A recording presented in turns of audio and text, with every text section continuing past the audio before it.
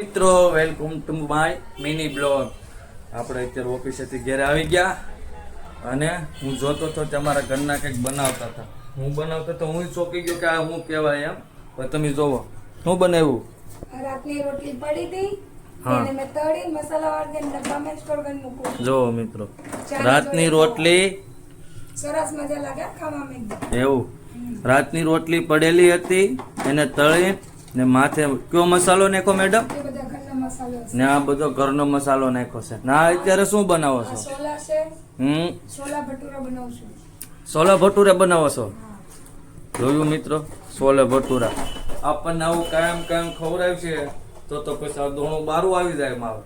હે તો જ મજા આવે. બારું તો જ મજા આવે. તો જ મજા આવે. તો જોયું મિત્રો, આવું ને આવું ખવડાવે પછી દોણું તો આપણે બારું તો કમાઈએ આવી છે જાય. શેના લીધે?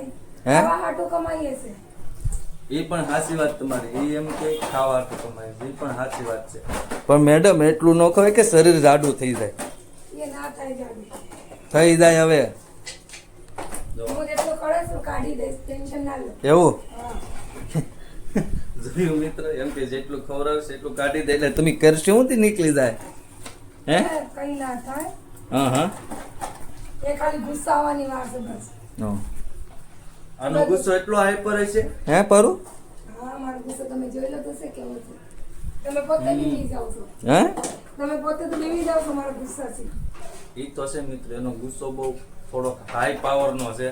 440 નો વોટ નો ઝટકો કેમ આવતો હોય એવી રીતથી એનો ગુસ્સો છે. નહીં તો ઝટકો દઈશ તો મજા જ આવશે. જોયું મિત્ર, ઝટકો આપશે આપણને તો ઠીક છે. રાધે રાધે.